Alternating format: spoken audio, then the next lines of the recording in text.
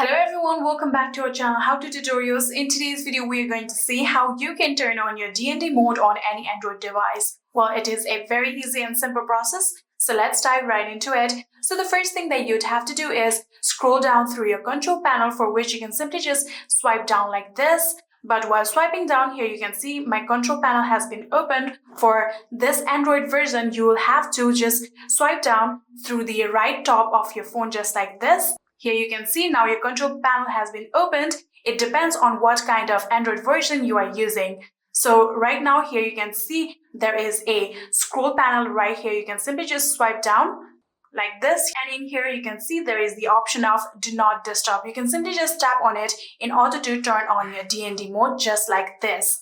Here you can see now your DND mode has successfully been turned on.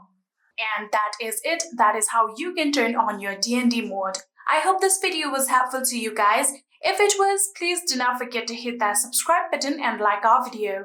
Thank you so much for watching. See you in the next.